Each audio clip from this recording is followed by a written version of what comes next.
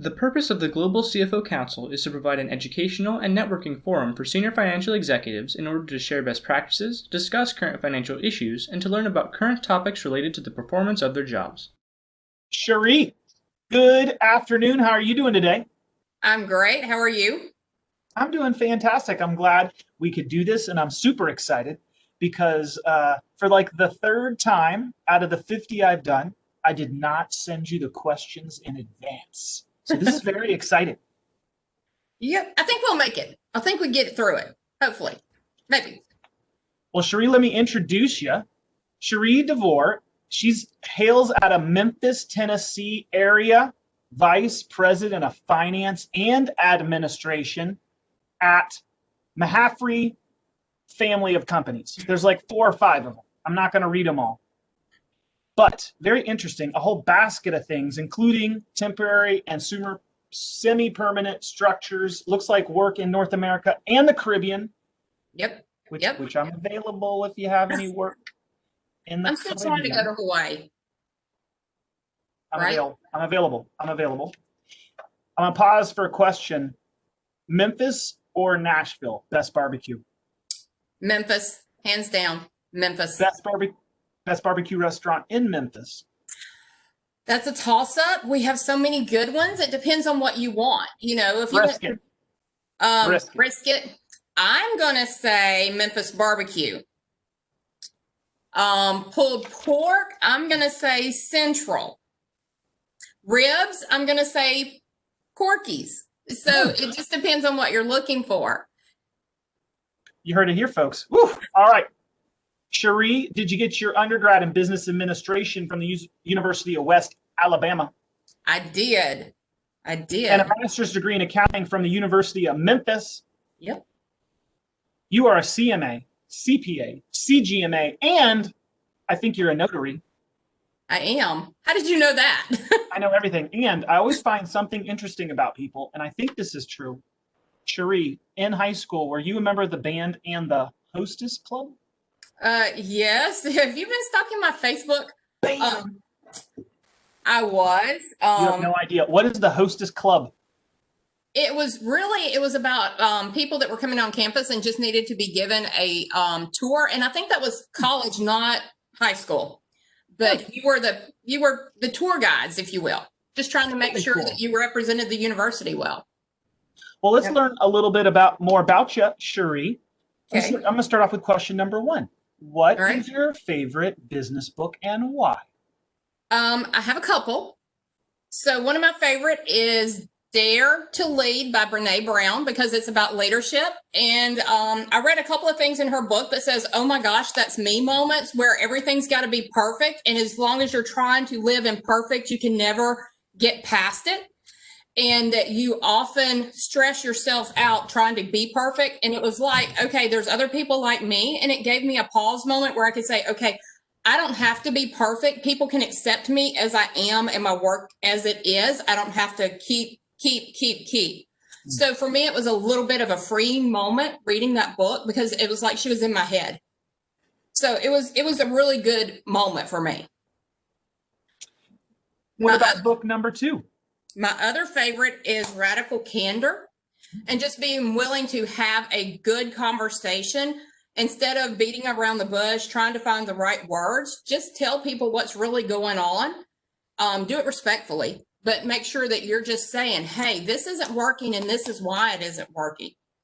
I still struggle with that one a little bit because I've been accused of being overbearing at times. So I still try to temper that. But Radical Candor was a really good book for me. Cherie, what about question number 2? What's the best advice that you've ever received? Oh, it's probably my quote that states on my board. It says, if I'm not willing to help myself, no one else can. And it helps me just frame out decisions. There's things that you will say, well, I don't know that I can do that. Well, if you don't take the step to do it, nobody else can do it for you. So it's a constant reminder when I say, well, I can't, or I won't, or I don't know. I'm the only one who can take that step. Nobody can fix my problems, be it people problems, be it financial problems, whatever it may be in the world that I'm in. if I'm not willing to acknowledge it and take a step to fix it myself. Oh, that is so powerful. So important too. Self-care and improvement starts with me, Robert Bendetti. That's good to hear right now. I needed that. Question number 3. Okay. What's a new habit that you've recently started or a tool that you've recently started using that you've found beneficial? Well, so my new habit when I went home, well, actually, I think it started before I went home for COVID. Earlier this year, me and my husband, I guess it was COVID, me and my husband developed this pattern of walking in the afternoons. And I decided one morning, hey, let's get up and go walk in the morning. And so early March, because it would still be pretty cool in the mornings, we got up and we started walking. And during March, April, May, all the way up until he went back to school because he's a teacher, we were walking twice a day and walking about 5 miles a day. Now, Wow. obviously, when the school schedule came back into play, we're only walking 1 time a day, just because the schedule had to change, the drive and all of that. But we're walking about 2.5 miles a day still. That's fantastic. Well done.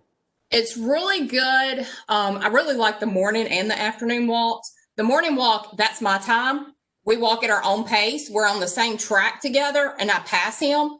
But we would walk, and we'd get our walking done, whatever. In the afternoon was kind of my decompressed time. Let me tell you about my day. Let me tell you about mine. And that was our we walk together time. People think we're weird, but I'm a got to get me moving person in the morning. And he's a slower walker. And it just, for somebody that's very goal oriented like I am, I needed to get a certain amount of miles done and at a certain pace.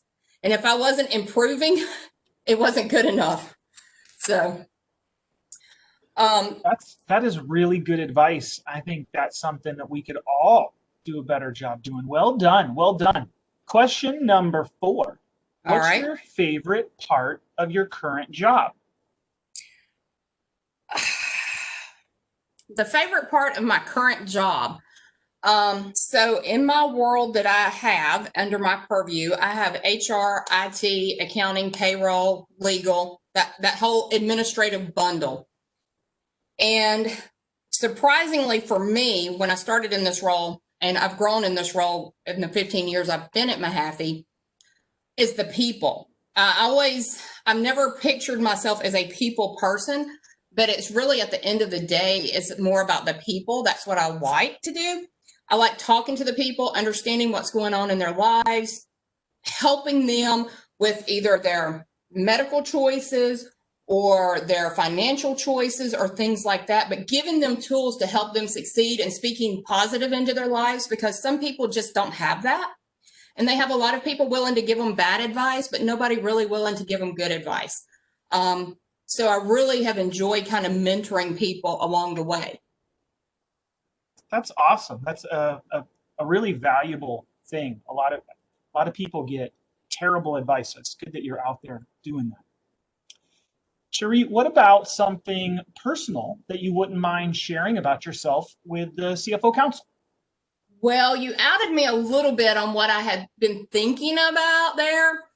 So I played the flute in high school. I also played it in college. I still play today. I play with my church. So we have an orchestra, and I say orchestra like this because there's 2 of us. There's 2 flute players, an organ and a piano. But I really enjoy playing my flute. I enjoy just being involved in the music part of our service. I enjoy that. And to me, it's a little bit of giving back, and I don't want to get caught in that trap of giving back, but it's just my way of contributing, and I really enjoy that. I get as much out of it as probably other people do. That's awesome. Given your talent and the gift of music, that's fantastic. I think we're supposed to make a joyful noise. So well done. Yeah. Question number 6, last question. It happened so fast. What is something that I should have asked, but I didn't? And what's your answer to that? Well, let's see. That's a hard one for me. What should you have asked? Well, I have a couple of things I'll share.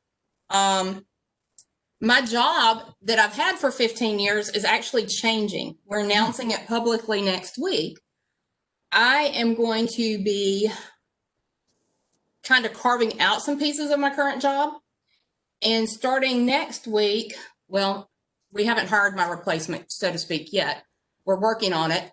I am going to be leading our technology and talent areas and kind of leaving finance behind. And I will be doing that because we are putting in a new system. We're going to throw out every system that we have and put in one system that talks, that's perfect, that's just integrated. And we have a huge growth platform. We want to triple in size within 9 years. And in order to do that, we know we've got to fix this technology piece. And because I have the institutional knowledge, because I have the financial background, I have a systems background, I get to do this. So it's really interesting, a little scary to think that I'm an expert at this, but now you're going to go do this. So it's a little scary. I think it'll be fine. I just got to get to that point. It's really interesting that all this happens. I was nominated this year for CFO of the Year by the Memphis Business Journal. And the call that I was on just prior to this was them acknowledging the honorees this year.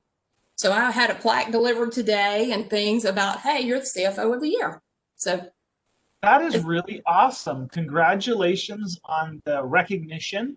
I think that's fantastic. And I'll be praying for you in this new role to roll out a new enterprise-wide tool. I've never heard of this perfect system before, but I've worked at and rolled out several decent software systems. So good luck with that perfect one that you I'm hoping, right? You can have a goal. Yeah, you can have a goal. You mentioned something about perfectionism. Right. So I'll be praying for you. And I'm sure whatever it is, it'll be rolled out the best it possibly can. Thank you for kind of giving us a tour guide, hostess of the CFO Council, learning a little bit more about you and all the giving back that you do. I think it was fantastic. So great comments and suggestions and tools. And I really enjoyed getting to learn a little bit more about you. Well, thank you. I enjoyed it. I'm not the natural at talking about myself, but I enjoyed it. So you made it very easy today. So thank you. Thank you. Thank you.